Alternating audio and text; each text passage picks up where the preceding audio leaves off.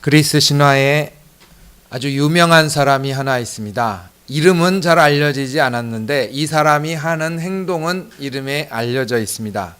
이 사람의 이름은 프로크루스테스라는 사람입니다. 긴 이름이니 제가 나중에 한 번 더 여쭤보겠습니다. 프로크루스테스. 이 사람이 갖고 있는 특징이 뭐냐면 그 오솔길에 버티고 있다가 지나가는 여행자를 잡습니다. 산적처럼 잡아요. 그래서 그 산적을 잡아서 침대 위에 눕힙니다. 침대 위에 눕히고 나서 그 침대에서 만약에 이 사람이 누웠는데 길이가 짧으면 어떻게 하냐면 그 침대에 맞춰 다리를 잘라요. 그렇게 해서 사람을 죽여요. 만약에 침대보다 그 사람이 짧으면 어떻게 하느냐? 침대에 맞춰 몸을 늘려요. 그래서 사람을 죽입니다. 이 사람이 이제 페르세우스라는 전설 안에 들어가 있는 사람입니다. 그 사람이 잔인하다라는 말보다 그리스 신화는 도대체 이 프로크루스테스라는 사람이 왜 신화에 등장할까가 의미 있는 것이죠. 그거는 다른 것이 아니라 바로 그 안에서 나를 보는 모습입니다. 우리에게는 그런 모습이 있다는 거죠. 우리에게는 누구나 나만의 침대가 있습니다. 그래서 나만의 침대에 사람을 눕혀봅니다. 어떤 사람은 내가 내 침대에 눕혀보니까 도저히 내가 감당할 수 없는 성격이에요. 그래서 이 사람은 내가 확 잘랐으면 좋겠어요. 또 어떤 사람은 내가 보니까 정말 보잘것없고 모자란 사람이에요. 그래서 이 사람은 내 기준에 확 늘려버렸으면 좋겠다. 이런 모습이 그리스 신화에서 프로크루스테스라는 한 사람으로 등장합니다. 누구든지 이 이야기를 읽는 사람은 자기를 돌아보도록 되어 있는 것이죠. 오늘 여러분들이 읽은 이 고린도 교회는 부유하고 똑똑하고 말 잘하는 사람들이 모인 교회입니다. 저는 우리 교회랑도 참 비슷하다고 생각합니다. 우리 교회도 학식이 많고 말씀을 잘하시고 성격이 확실한 분들이 많이 있죠. 근데 이 고린도 교회의 이야기를 천천히 읽어보시면, 특히 고린도전서 부분을 읽어보시면 이 고린도 교회가 갖고 있는 큰 숙제 중에 하나가 바로 교회 안에서 사람들이 어울리는 문제였어요. 그리스 신화의 프로크루스텍스는 이렇게 얘기하는 거죠. 사람이 만약에 자기 성격이나 우리말로 하자면은 이 배포가 있는데 이런 자기 안의 그릇에 맞지 않을 때 우리는 많이 불편해하고 심지어 좀 성격이 강한 사람들은 폭력성이 드러나기도 한다라는 게 프로크루스텍스의 얘기라면, 고린도 교회는 이제 그런 문제가 실제로 나타났습니다. 교회 안에 어떤 문제가 있었느냐? 먼저 부자와 가난한 사람들이 있었습니다. 제가 저번 설교 때 잠깐 나누기도 했지만 우리 교회는 식당이 하나 아닙니까? 그런데 고린도 교회는 식당이 컸나 봐요. 아니면 방이 2개든가.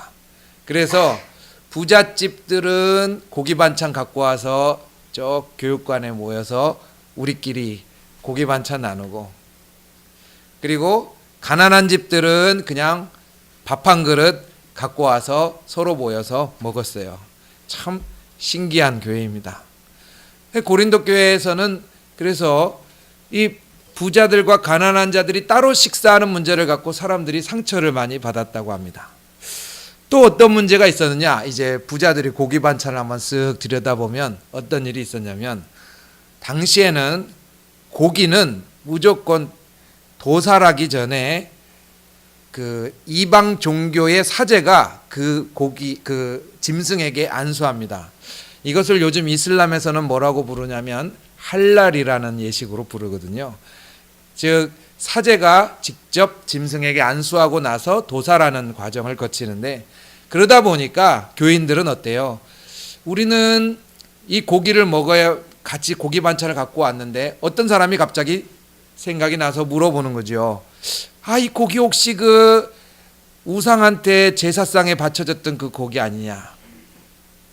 옛날 제가 어렸을 때도 그런 일들이 있었던 게 기억이 납니다. 동네에서 이렇게 음식을 나누는데 제사 음식을 받았을 때 교회 다니시는 분들이 아이 제사 음식을 이거 먹어야 돼 말아야 돼 라고 하면서 뭐 저희 집 같은 경우에는 그냥 버렸어요. 그래서 안 먹었는데 그거 갖고 많이 고민들 하셨을 것 같아요.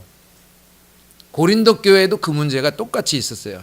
부자들이 이제 음식을 나누는데 혹은 여러 가지 음식을 나누는데 특히 고기 종류를 먹으면서 이거 제사상에 올라갔던 거냐 아니냐 그러고는 서로 감히 이 숟가락을 대지 못하고 눈치를 보는 거예요. 눈치를 보다가 이제 저같이 배가 많이 고픈 사람은 훅 하고 먹을 거 아닙니까? 먹고 나면 뭐라 그래요? 아유 저 사람 저 신앙이 그냥 아직 크지도 않아 갖고 저렇게 안 먹어야 되는데 저거 안 먹어야 되는데 하면서 수근수근 하는 그런 문제가 생겼습니다. 또 어떤 문제가 생겼냐면요. 교회 안에 예를 들어 여기 성가대분들이 이렇게 앉아서 찬양을 하시잖아요. 어떤 사람은 찬양을 하고 또 어떤 분들은 우리 방언을 하시는 분들도 우리 교회에 계신데 기도할 때 막 방언을 하기도 하고 또 어떤 분들은 앞에서 막 잘 가르치는 분들이 있고 어떤 분들은 병 고치는 분들이 있었어요. 근데 이 모든 것들이 부드럽게 어우러지면 참 좋은데 그렇지 않고 어떤 일이 생겼느냐, 서로 내가 이 교회에 제일 필요한 사람이다라고 자기를 내세웠어요. 그러다 보니까 이 고린도 교회는 은사의 문제, 여러분이 오늘 읽으신 말씀의 맨 밑부분에 나오지 않습니까? 사람이 어떻게 교인이 다 병을 고치고 다 가르치고 어떤 사람은 다 봉사하고 어떤 사람은 다 다스리겠습니까? 예, 고린도 교회, 하나님의 집인 교회, 우리 은강교회랑 쫙 이렇게 맞추대 보면 어떻게 보이십니까? 고린도 교회가 갖고 있었던 부분을 근데 바울이 편지를 보면 꼭 문제라고 생각하지 않았던 것 같아요. 만약 문제라고 생각하면 바울 성깔에 훨씬 더 세게 얘기했을 거예요. 예를 들어 여러분들 갈라디아서 같은 거 보시면 갈라디아서에는 굉장히 거의 욕에 가까운 센 말로 바울이 이야기합니다. 그러니까 바울이 성격이 부드러운 사람이 아닙니다. 절대로. 근데 고린도 교회에 보내는 이 고린도전서의 어조는 그렇게까지 거칠지는 않습니다. 왜 그럴까? 첫째로 바울은 사람이 살면서 어우러지는데 각가지 다른 사람이 모여서 티격태격하고 부딪히는 것은 당연히 있을 수 있는 일 중에 하나로 생각했던 것 같습니다. 근데 만약에 교회나 혹은 가정이나 무조건 우리 교회나 가정은 충돌이 없어야 돼. 우리 교회나 가정은 무조건 다 일사불란하고 서로 마음이 착착착 맞아야 돼. 그러면 어떻습니까? 누군가 그 안에서는 한마디도 못하고 사는 사람이 분명히 있다라는 사실입니다. 그래서 바울은 고린도 교회에 이야기하면서 나쁘다라고 얘기하는 게 아니라 이제 이거를 좋은 방향으로 이끌어 가야겠다라고 하면서 제시를 하는데 그 제시가 뭐냐면 사람에게는 손도 있고 눈도 있고 코도 있다. 여러분 가운데 은강교회를 하나님이 주셨고 여러분 가운데 가정도 주셨죠. 또 친척관계도 주셨고 이제 곧 있으면 구정인데 그 가운데 우리는 서로 다른 사람들을 만나게 됩니다. 원래 우리의 본성은 아까 말씀드렸죠. 프로크루스테스처럼 나랑 맞지 않는 사람을 맞추려는 경향이 많이 있습니다만은 그러나 고린도전서를 같이 나누면서 이 편지에 고린도 교회처럼 각가지 사람들이 다 섞여 있을 때 문제가 일어난다라는 사실을 먼저 마음속에 준비하고 바라보실 수 있다면 참 지혜로운 준비가 될 수 있겠습니다. 교회와 가정은 참 비슷합니다. 우리 주변의 인간관계도 비슷합니다. 고린도 교회는 여러 가지 인종과 여러 가지 문화와 심지어 재산이 다르고 신분까지도 달랐습니다. 그런데 바울이 보기에는 그것도 교회인 겁니다. 바울이 보기에는 우리 주님이 여러분들을 복음 주셔서 예수님 믿는 사람으로 만들었는데, 그렇다면 우리 주님이 주신 귀한 능력 중에 하나가 뭐냐면 사람의 몸처럼 다 나랑 똑같아야 되는 것이 아니라 마치 사람의 몸처럼 어떤 사람은 손, 어떤 사람은 발로 보이는 것일 겁니다.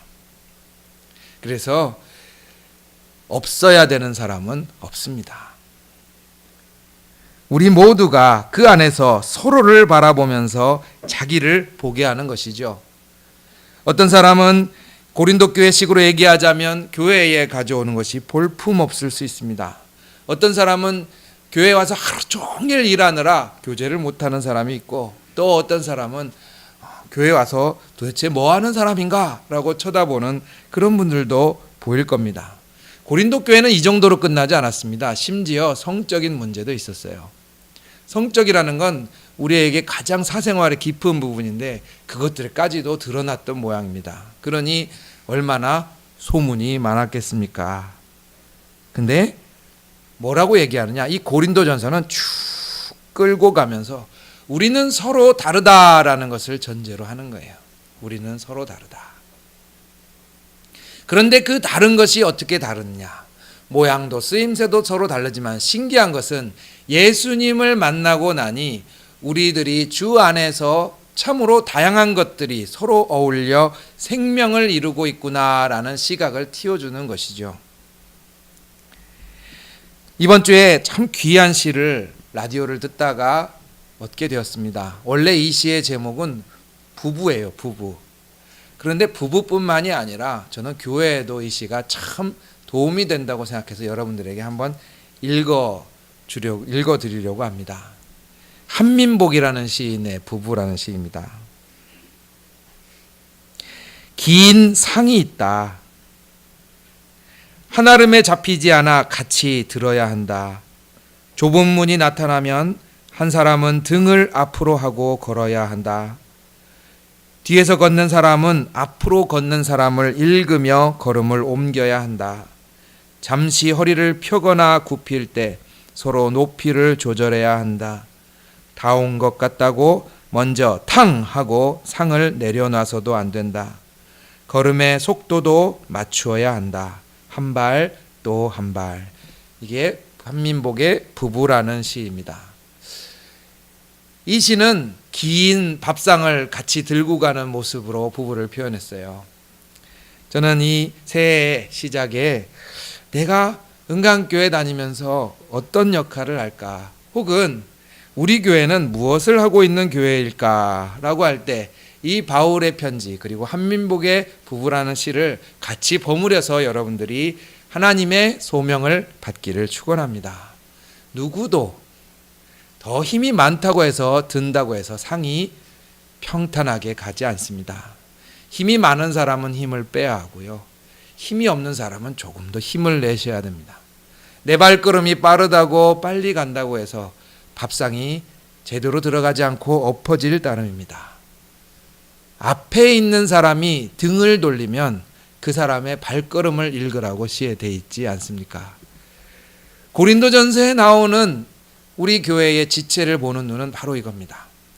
인간으로 보자면 당장 내 침대에 눕혀서 길이를 재보고 싶겠지만, 인간으로 만드시는 하나님의 생명이 이 사람을 내 곁에 보내주셨다라고 하는 것을 먼저 사람을 보는 눈으로 가르쳐주고 있습니다.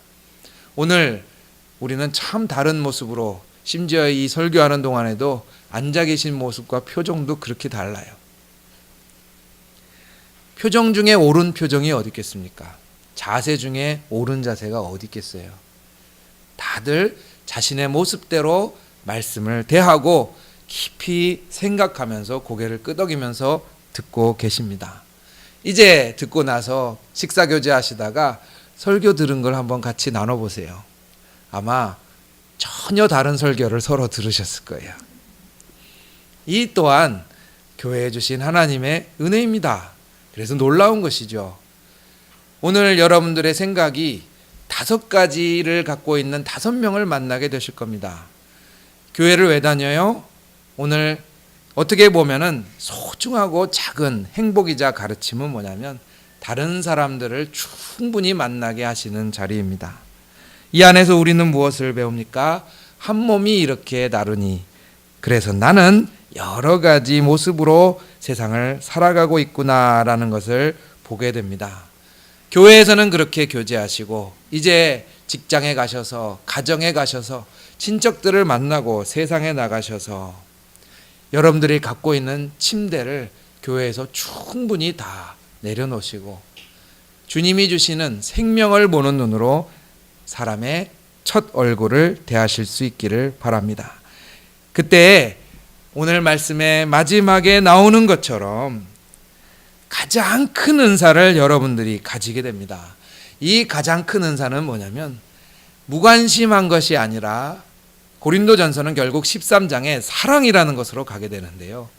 사랑을 하지만 그 사랑을 하면서 그 자리에 다른 것이 나에게 은혜로 다가오기 시작한다라는 것을 31절에 적어 놓는 거예요. 다르니 참 내가 기쁘다. 다르니 하나님께서 나에게 복을 주셨다. 그것이 교회 그리고 우리 주변의 옆 사람의 의미입니다. 같이 기도하겠습니다.